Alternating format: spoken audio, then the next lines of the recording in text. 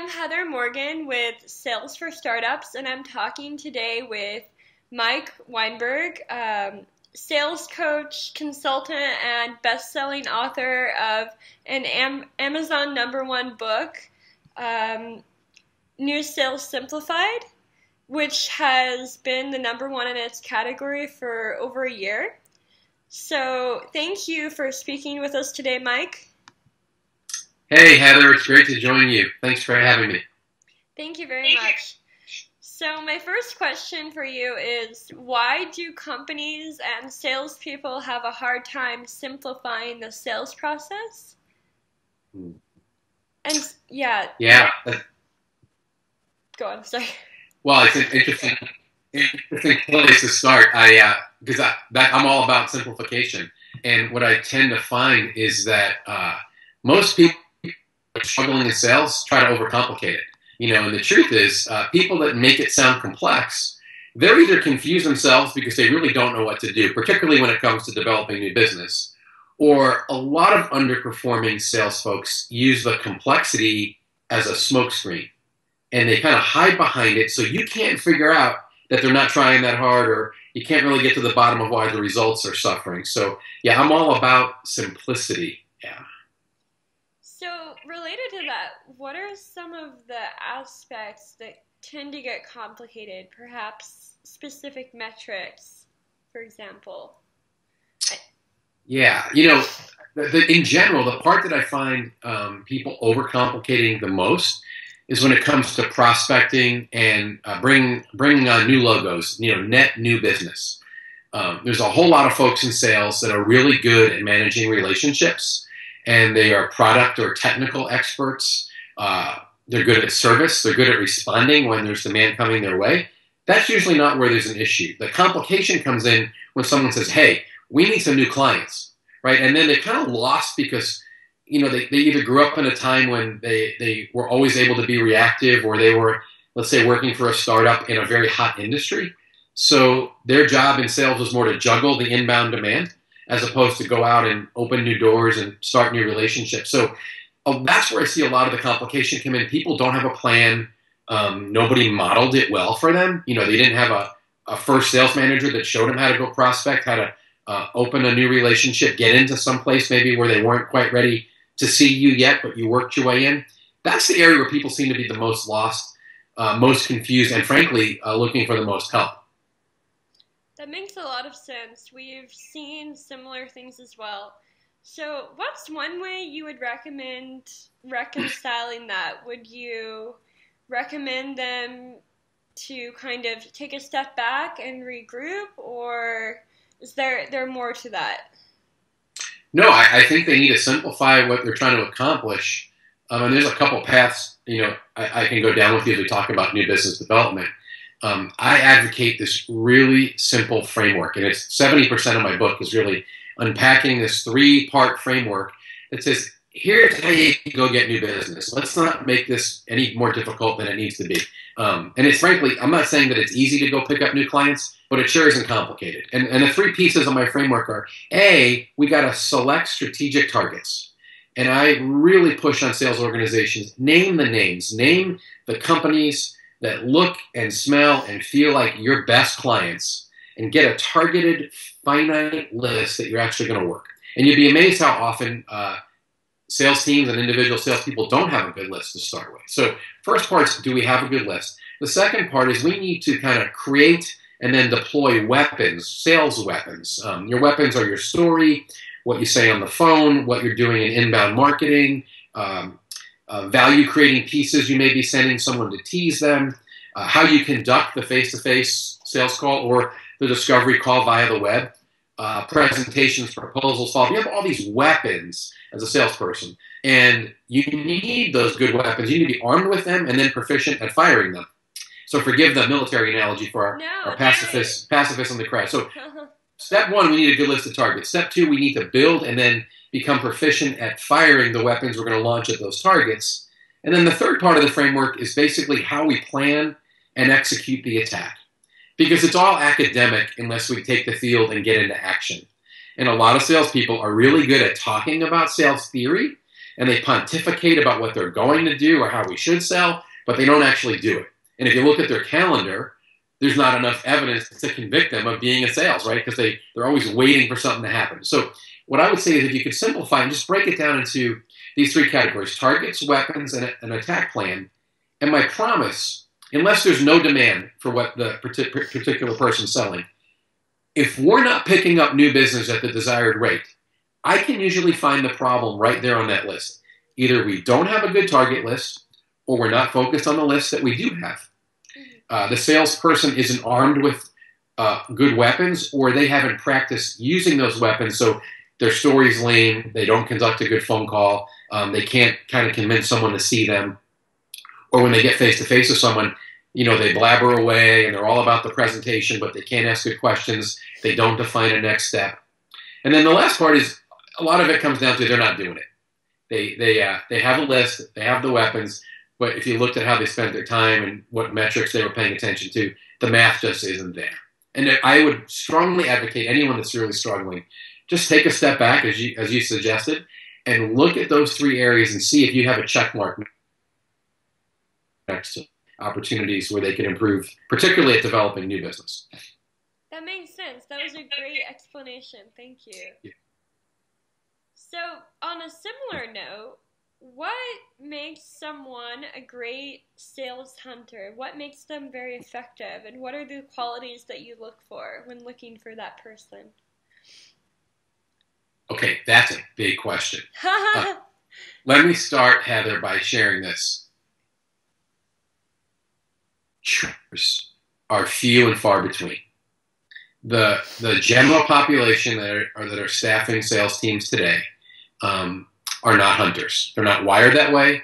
And if you're my age or younger, in my 25 years or so in sales, most of our careers have been either during really good economic times, or there were folks that worked in hot industries. So they were carried along by either the economy or being in a hot segment.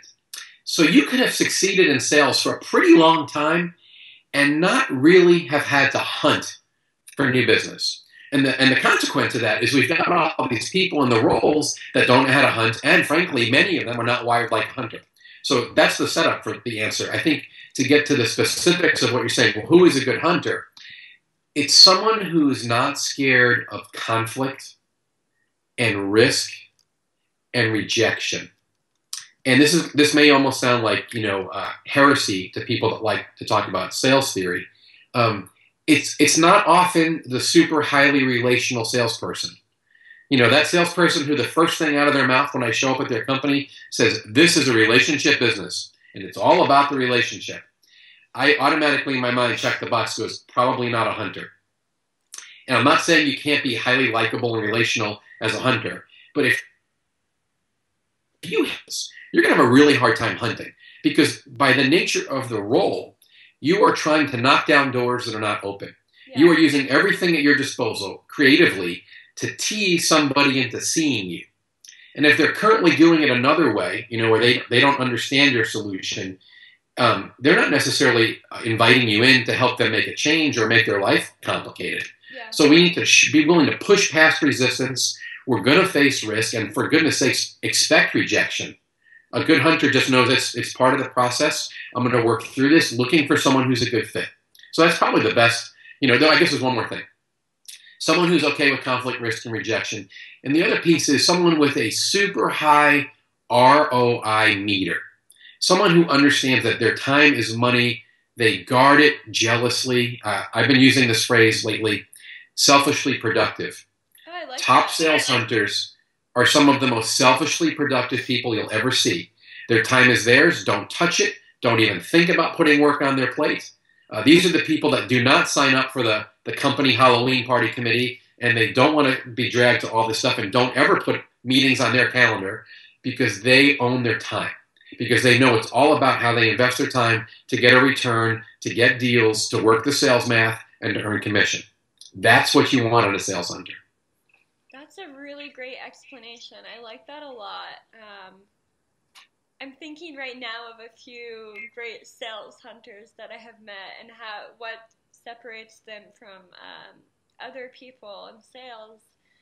And I think all those qualities are exactly it, especially the point about time. I think that's very true with anyone who could be a hunter in their industry or profession.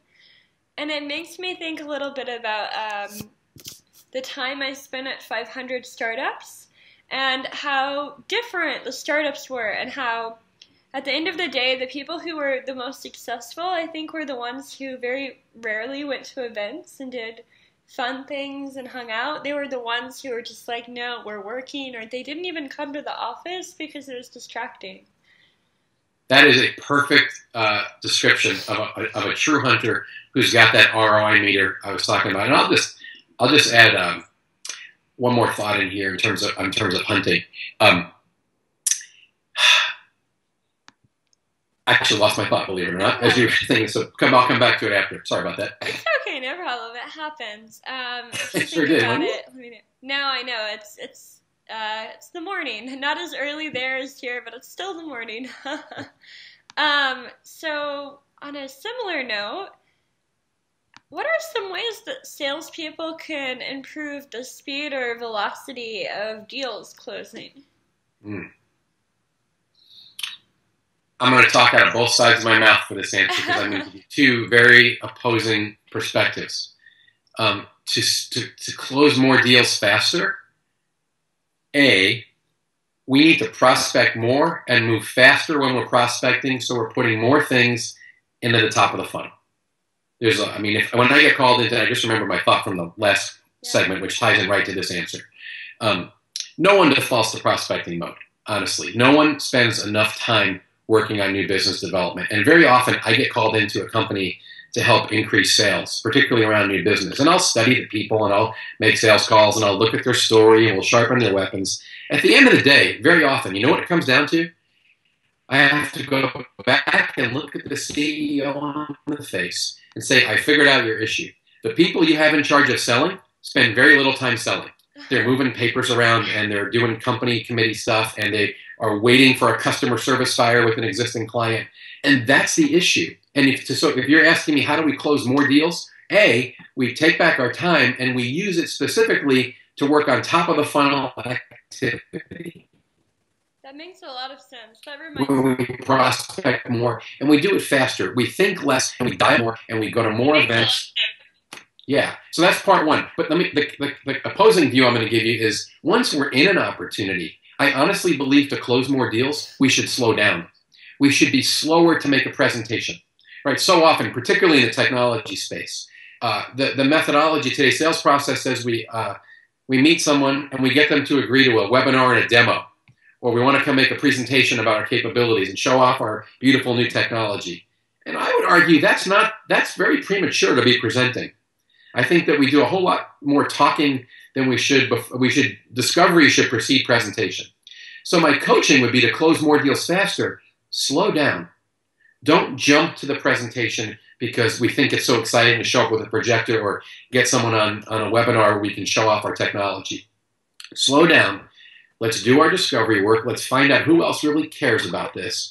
And I would say if you cannot put up a slide very early on in your presentation or your webinar or your demo where you can recap your understanding of that particular prospect situation because you've done your homework and you visited with their people and you can understand they have this pain and they're trying to capture this opportunity and they're looking for this new result. If you can't articulate those things, you're not ready to present. And I would say the same thing goes with proposing.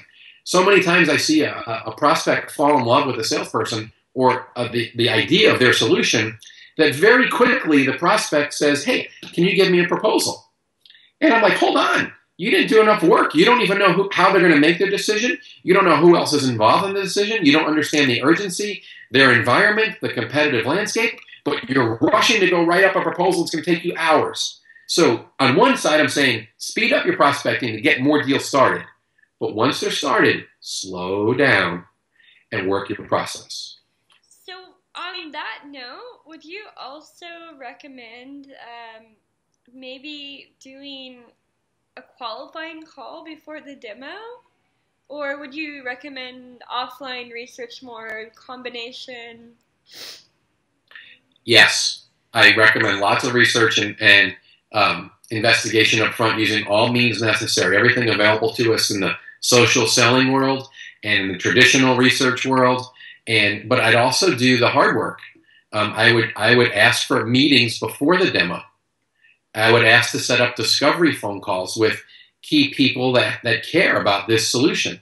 And I would ask questions about why are you looking for something like this, and what's really going on right now, and what have you tried, and what's that costing you if you don't fix it, and what else are you looking at, and how will you decide, and what would this look like 3 years from now if you could make it exactly like you wanted it. And I would want to talk to everyone that would be involved in that demo, so you could go into it already tailoring what you're going to present to them based on what you learned. And I'll just throw this one tip out. Sometimes that's not possible, especially in technology. There's this expectation you're going to show up to this first meeting and you're going to demo your product, right, your solution. And that's common, and I understand that. But there's no law that says you can't turn that demo presentation webinar into a dialogue and do some of that discovery on the front end, where you might say something like, hey, we've got this hour slotted. Thank you for committing all this time. We're thrilled you guys are joining us. In order to get the most return for you on this time, let's take the first 10, 12 minutes and help us get a better understanding of where you are and why you're all sitting in this room.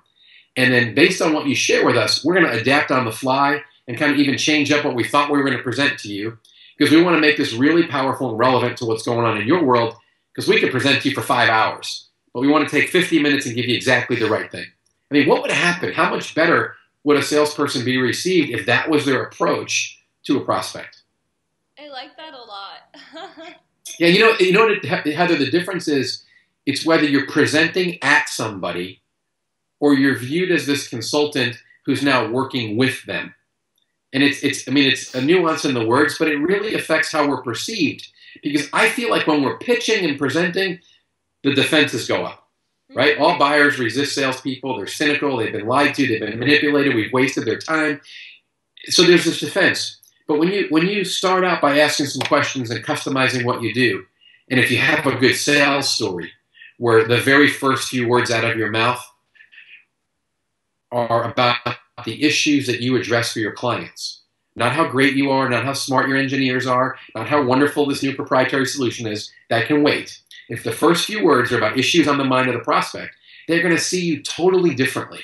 And then if you take that discovery type mentality, that approach before you present, they're going to view you in a way where you're much more trusted, and they'll be much more receptive to hearing what you have to say. Well, that's great advice that I think everyone should be taking more of. Especially in the tech world. Yeah, it's really interesting. So I do copywriting consulting for B2B sales. And so we deal with a lot of this, where with cold emails and also even some rough outlines of sales scripts, you see way too much focus on the company itself, and you say way too much of a monologue, even in their web copy. But at the end of the day, to be effective, to get those high conversion rates, close rates, and response rates, you have to make it an engaging conversation. That was brilliant. And let me just pick up on the last thing you said there. Conversation. That's the key phrase. We're having a sales conversation. But so many salespeople go into it thinking that presenting is a synonym for selling. And presenting is a small part of selling. And this turning into a conversation changes everything. And that's what gets you someone looking like you're there working with them instead of presenting to them. Absolutely agree with you. Well, this has been a wonderful interview. I really appreciate it. Thank you for your time, Mike. And once again, Mike Weinberg is a sales consultant, sales coach, speaker, and best-selling author of a really great book that I want to read more in depth of, the New Sales Simplified, which is also a bestseller in its category on Amazon, and I think everyone should have a look at it. Hey, Heather, thank you. And if folks want to keep up with me, I'm pretty active on Twitter. They can follow me at Mike_Weinberg, Weinberg, Mike_Weinberg. Well, thank you very much, Mike. This video has been brought to you by Salesfolk and Sales for Startups. Visit us at salesfolk.com and salesforstartups.org. Thank you.